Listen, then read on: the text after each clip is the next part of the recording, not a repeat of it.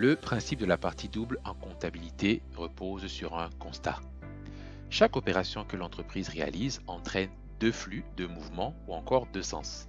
Un flux entrant dans l'entreprise et un flux sortant de l'entreprise. Deux types de flux sont concernés.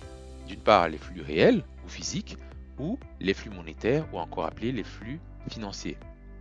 Cela aura un impact soit sur le bilan de l'entreprise uniquement, soit sur son bilan et son compte de résultat. Une opération réalisée doit faire l'objet de deux enregistrements en comptabilité dans deux comptes différents. C'est-à-dire, lorsque je constate une opération dans un compte, je dois constater sa contrepartie dans un autre compte distinct. C'est ce double enregistrement que l'on appelle la comptabilité en partie double, puisque ce principe permet de savoir pour une opération à un instant quelle est la ressource qui a été utilisée par l'entreprise et qu'est-ce qu'elle en a fait. Prenons l'exemple de trois opérations réalisées au sein d'une même entreprise. Une entreprise investit dans un camion de transport de marchandises pour une valeur de 25 000 euros. Elle décide de régler la totalité à son fournisseur immédiatement par chèque bancaire. Cela va entraîner deux flux. Une entrée de camion et en contrepartie, une sortie d'argent.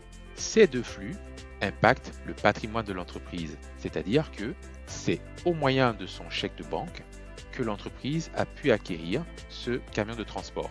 À l'actif, on a une entrée de 25 000 euros et au passif, on a une sortie de 25 000 euros. Il y a bien double impact et le bilan comptable ici est équilibré. Ensuite, cette même entreprise achète de la marchandise, des chaussures et des sacs à main auprès d'un fournisseur pour un total de 10 000 euros, avec règlement de la somme prévue dans 60 jours en espèces. Cela entraîne deux flux pour l'entreprise. Une entrée de marchandises d'une part et en contrepartie, une entrée de dette au niveau du bilan. C'est au moyen du délai accordé par le fournisseur, c'est-à-dire le temps d'encaisser des ventes, que l'entreprise a pu acquérir cette marchandise. Ces deux flux impactent le compte de résultat et le patrimoine de l'entreprise. En charge, on a une entrée physique de 10 000 euros au total. Au passif, une entrée de dette de 10 000 euros. Enfin, 2 mois plus tard, comme convenu, la dette est réglée en espèces. Ces deux flux vont impacter le bilan de l'entreprise, c'est-à-dire à l'actif, la dette va être annulée pour 10 000 euros et en contrepartie, au passif, 10 000 euros vont sortir en liquide. C'est grâce au cash que l'entreprise détient qu'elle a pu régler sa dette de 10 000 euros.